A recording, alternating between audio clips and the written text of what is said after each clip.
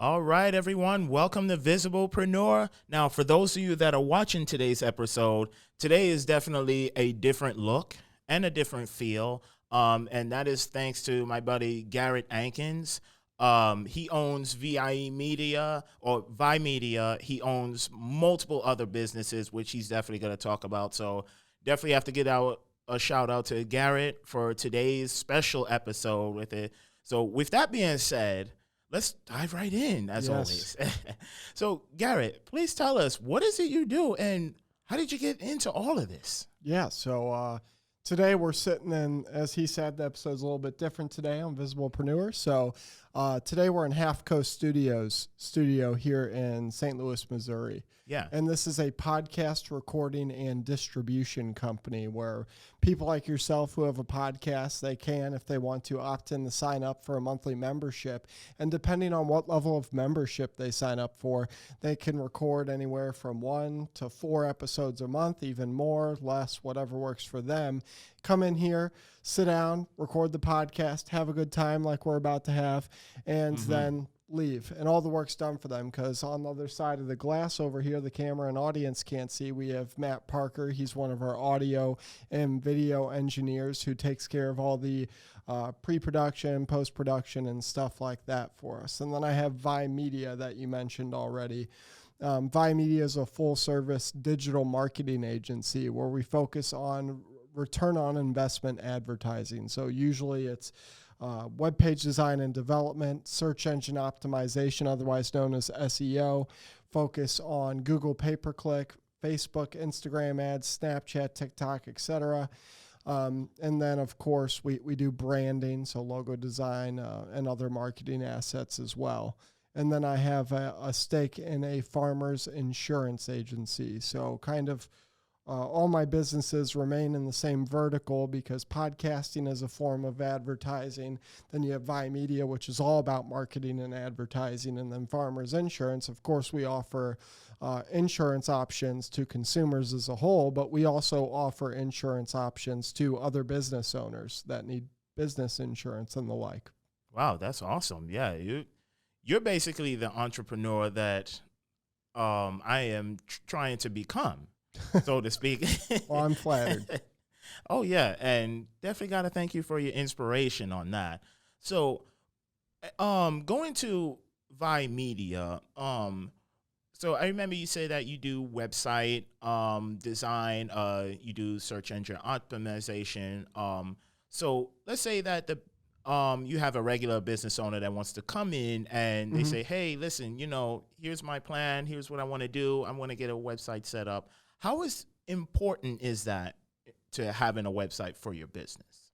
I mean, I think it's extremely important no matter which industry you're in, but how to measure how important it is for your business specifically definitely is dependent upon which industry your business resides in, right? Because if you're an e-commerce business that sells products or services online directly to consumers, then obviously you don't have a business unless you have a website. Therefore, for that specific industry, it's paramount that you have a website. You don't have a business unless you have a website because you have no way for consumers to buy your product because it's e-commerce after all. However, on the reverse side of things, let's look at one of my clients that we have at VIE Media, for example.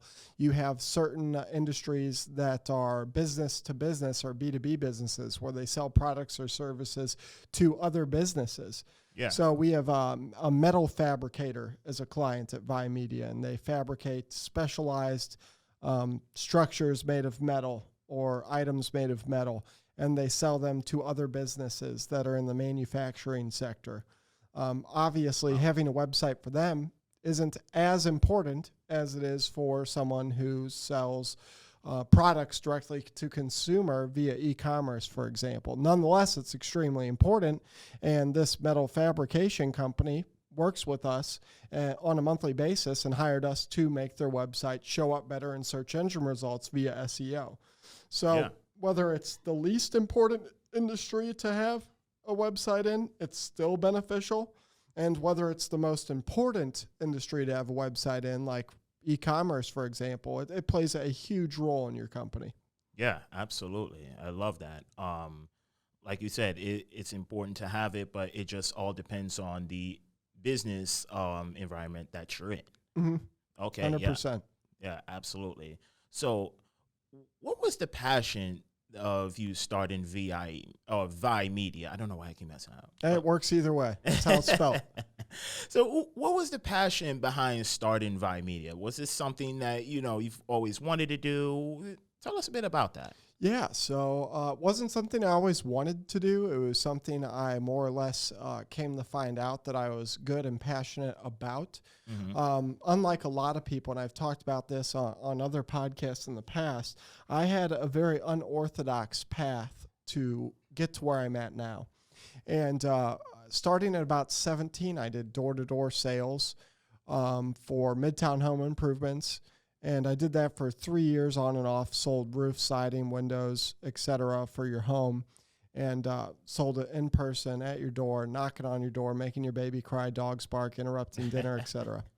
And so I really learned how I love sales. I fell in love with sales, found out I was good at it, which helped me build confidence in myself because I found something I was good at besides video games. And after I did that for a while, I then sold cars. Realized I didn't give a damn about cars, but I did good because I was still good at sales. Yeah.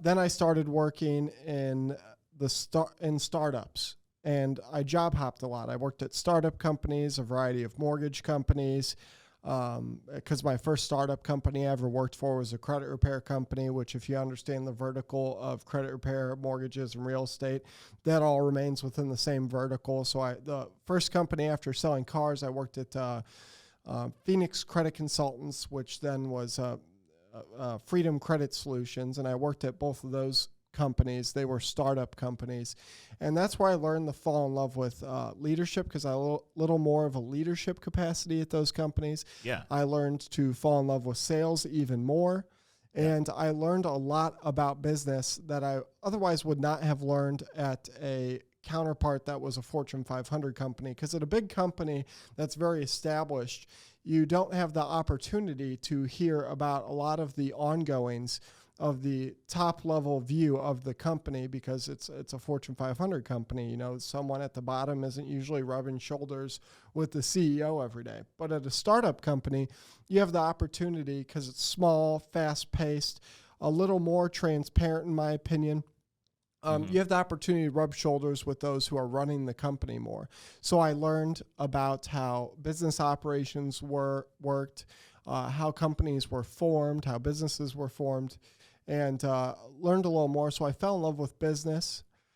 I fell in love with sales, fell in love with leadership. And then when I was working at a mortgage company, I had started becoming friends with top producing mortgage sales professionals these are the people who would get you approved for a loan to buy a house. Yeah. And whenever I was becoming friends with some of the top producers there, this was like probably 2012, 2013. I was working at my first mortgage company. And that's when I was really learning how to network better. And these top producing mortgage professionals I was becoming friends with wanted to build their personal brand. And personal branding wasn't a huge thing then like it is now. Nowadays, everyone's building a personal brand. Right now, you and I are working on our personal brand, Absolutely. debatably. So that being said, back then I would approach my colleagues at these mortgage companies, be like, hey, how about I help you build a personal brand? That way you possibly could sell more because you're building a brand for yourself. More people are going to approach you. You might generate some more organic leads on social media. And so a couple of them started, of course, I started doing it for free, but eventually some of them started paying me. And I was like, oh, this is cool. I can get paid to post on social media on behalf of other people. So that was cool to me. And I had clients whilst having a full-time job. Fast forward a couple years, and I'm working at another startup company. And like I said, I'll rewind just a little bit. My path to where I got now is very unorthodox, whereas most people went to college straight out of high school. I did, but I dropped out after 3 months and got a good job selling cars, like I said. and then worked at the startup companies and the mortgage companies. I probably job hopped between 6 to 7 jobs within a 3 to 4 year period of time. And while most people look at that as crazy, I was trying to figure out what I did and did not like at an expedited pace. You see, most people go to college straight out of high school, and they're trying to determine what they want to do for the rest of their lives at around the age of 20 to 22, which is crazy because your brain's not even done developing until around the age of 25 on average. You have no idea who you are yet. I didn't. So I found out what I did and did not like at an expedited pace by working a lot of jobs in a short period of time and committing what our society would refer to as resume suicide. But around 23, I had worked enough jobs to figure out what I did and did not like. I had a little exposure to marketing by marketing for top producing sales representatives. Yeah. I had done sales for, 6-7 years at that point.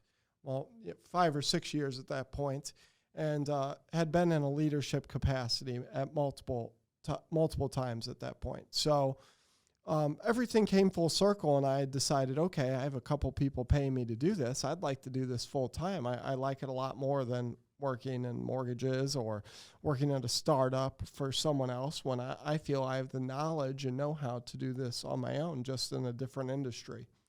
So you were definitely on the pace for the business road ahead. And at the time, did you know that? I knew at about 22, I think, that I wanted to start a business, and then I ended up starting it somewhere in my 23rd year of being alive. Okay, yeah. Yeah, and was that the VIE Media, or what? That was VIE Media. That was VIE Media. Okay, yeah, Yep. That's awesome. So October 11th of 2016. Yeah, and as you were taking your journey, from what it sounds like, and you were figuring out what to do, because I'm going to say that's very typical, the job hopping, you figure out what you like, what you don't like. But what's hidden in those details is that you're not really told exactly how to run and start a business. That's something that you had to self-educate. Am I right? Yeah, to self-educate, but it wasn't something I was exactly taught. It was more something I was subject to while working at startup companies. Whereas at the mortgage companies I worked at, they had anywhere from 50 to a few hundred employees. So I wasn't really subjected to how to start my own business at those companies. Right. I sure as hell didn't learn how to do so in high school or the very short period of time I spent in college. But it was something I was subject to while working at startup companies, because that's just kind of part of how it goes. You learn those things because it's such a small, intimate environment, and you brush shoulders with the people who started the business. So if you ask the right questions, you can learn that. Yeah, absolutely. I love that. That's what I say. For those of you that are not listening to this episode, you need to be, because this guy has been more places than I've traveled for sure, like when it comes to the business world. So going into that, I remember you also said that you were in the farmers insurance side. How did you get into that as well? So that's just been recently. We just launched our own farmers insurance agency. I don't run it on the day-to-day. My business, one of the other owners of VIE Media. I started VIE Media, but now I have a couple partners. One of my partners there and I, we own 50-50 split on farmers insurance agency, and we have a couple employees that run it for us on the day-to-day because we run VIE Media. That's our job. So I got into that because VIE Media had actually been hired by Farmers Insurance to do some marketing, and so we developed a relationship with the district manager here in St. Louis of all the farmers insurance agencies here in St. Louis. Developed a relationship with him. He hired us to do some work. We learned more about how farmers works. Took a lot of time thinking on it, sleeping on it, crunching numbers, planning out a strategy. And after a while, it made enough sense to buy a book of business ourselves. So we found someone who owned a farmers insurance agency that was trying to get out of the game, and we bought the business from them. Oh, wow. That's really impressive. I'm glad that that's going well for you. And, Thanks, man.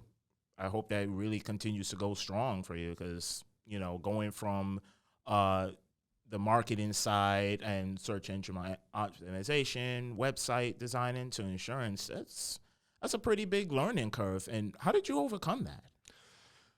Delegation and the help of team members. I mean, I couldn't even run one business, VIE Media, by myself at all whatsoever. I mean, it's really knowing how to delegate, knowing how to spot talent, and knowing how to spot people who frankly aren't talented. That way you're not wasting years of your time on the wrong people. And making sure that when you're in over your head. That way you can ask for help, because at VIE Media, at Half Coast Studios, at Farmers Insurance, and other ventures I've been involved in the past, you can lose your ass just because you don't know when you're taking on too much, and when you don't know when to ask for help or who to ask for that help. So, I mean, really knowing how to delegate and knowing how to work as a team with others. Yeah, absolutely. And you're definitely on your way for sure. I really must say that.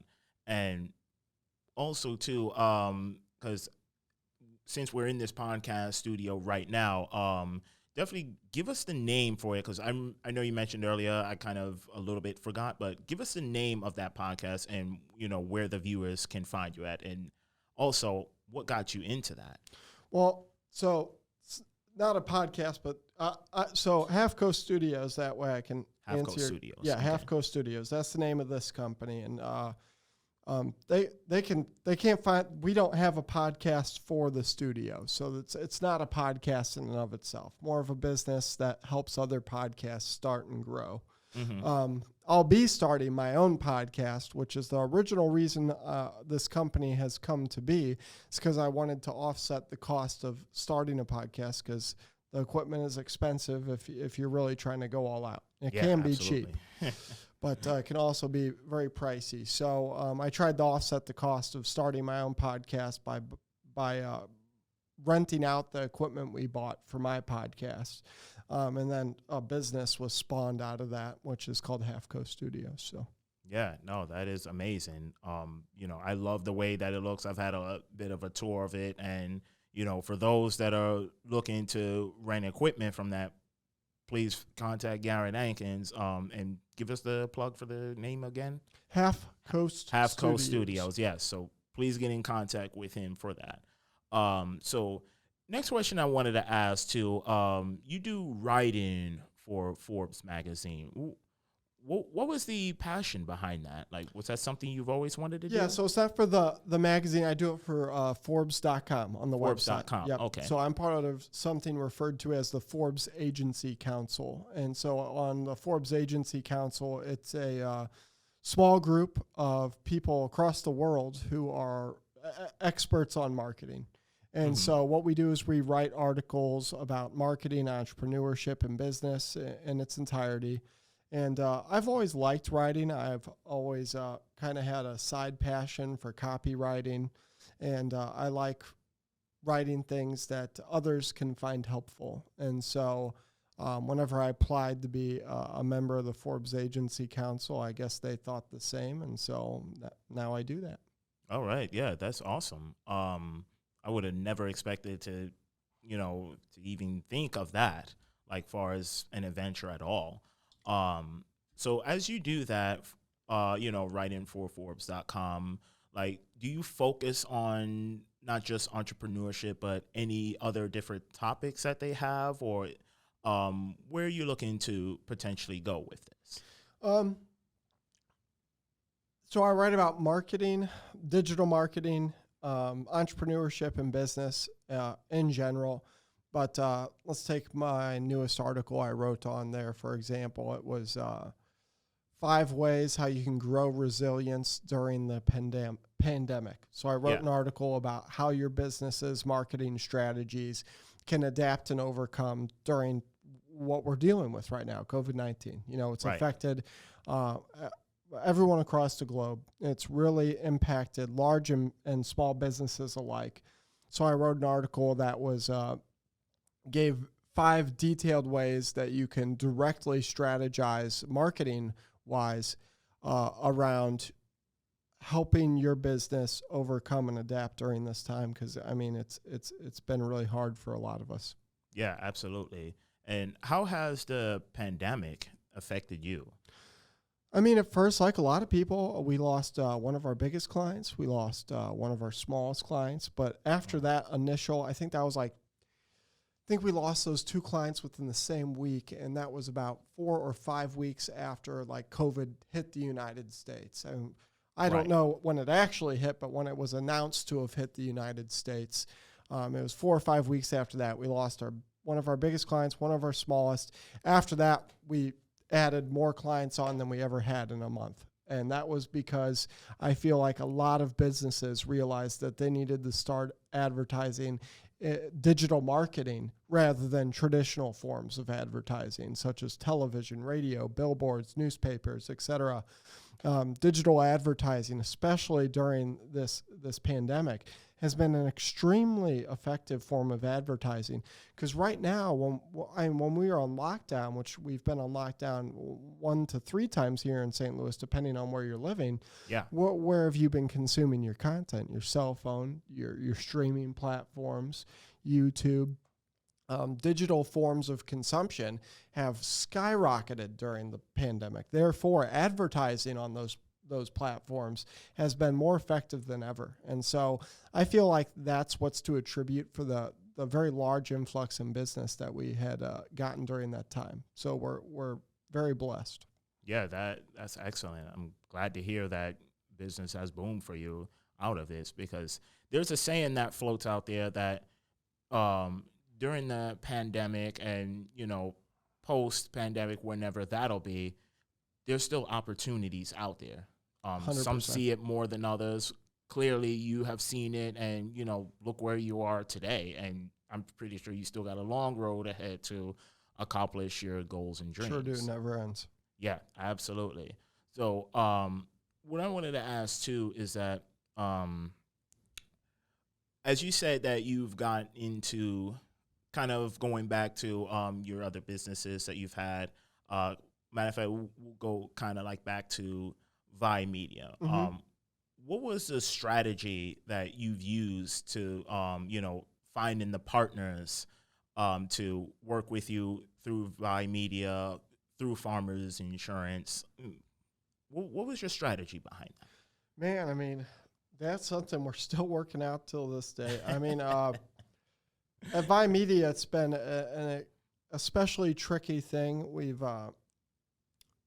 when it comes to partners, we've had a real tough road at finding the right people to bring on. And I feel like hiring, I mean, let's look at what a company is. Let's take a step back and look at what a company is. A company is a group of people, right?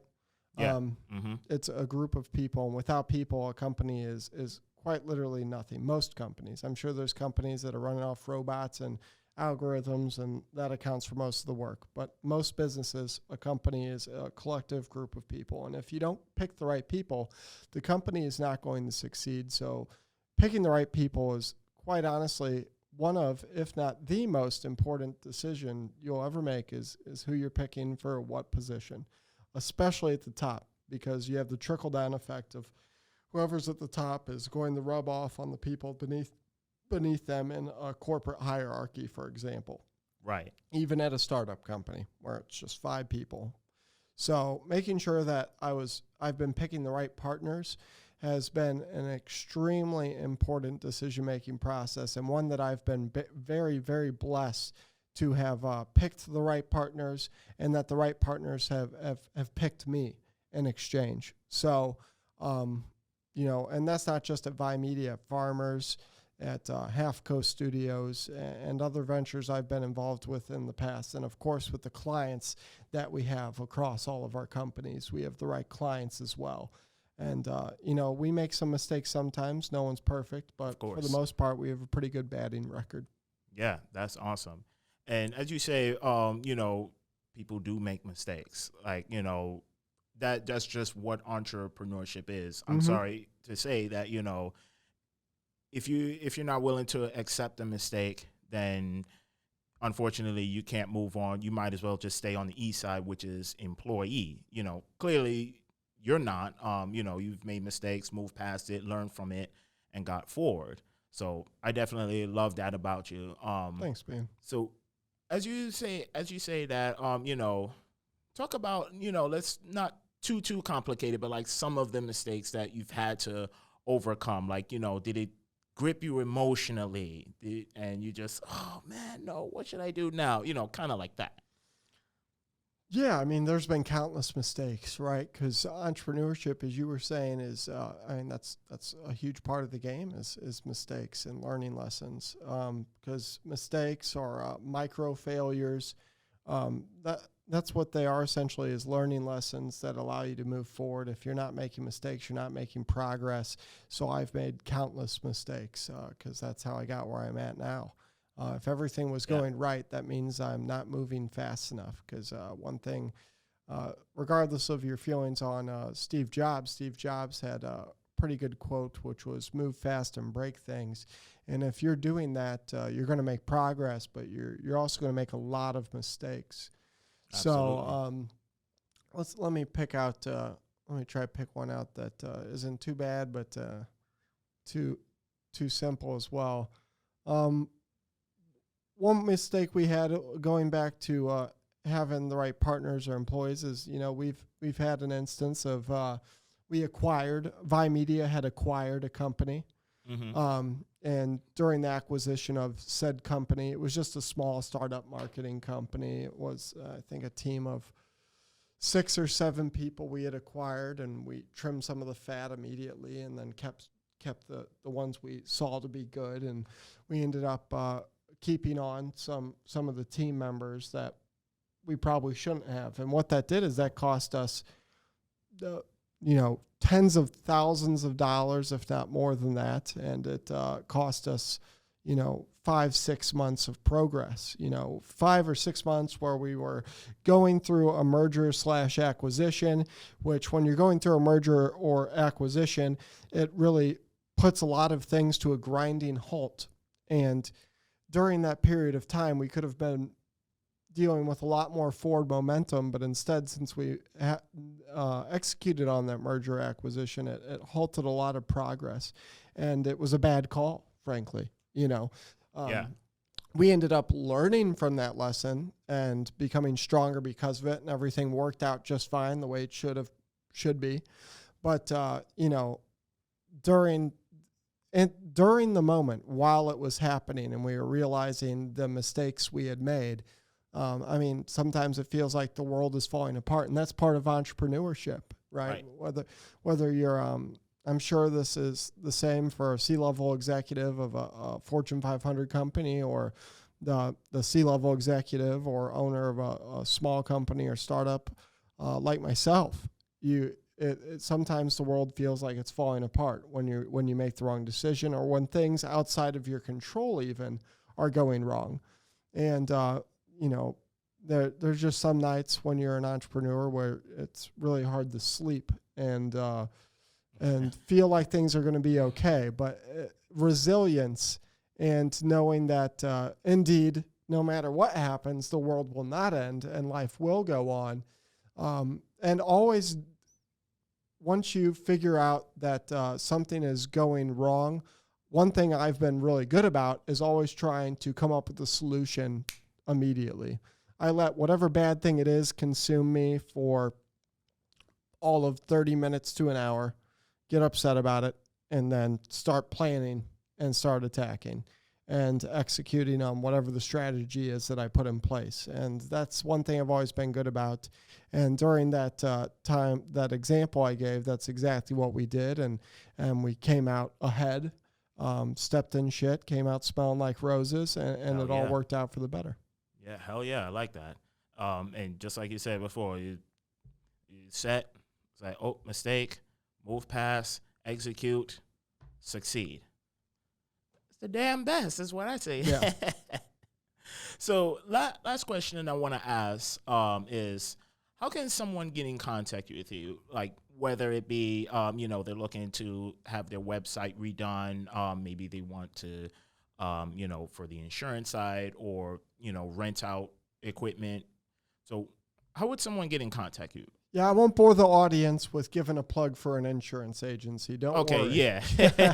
But for marketing, they can reach out at VIE.media, VIE.media. There's no .com, just VIE.media if they're interested in any form of advertising that we may offer. If they want to learn more about me or reach out to me specifically, they can Google Garrett Atkins St. Louis or Garrett Atkins Entrepreneur, and they can also go to GarrettAtkins.com.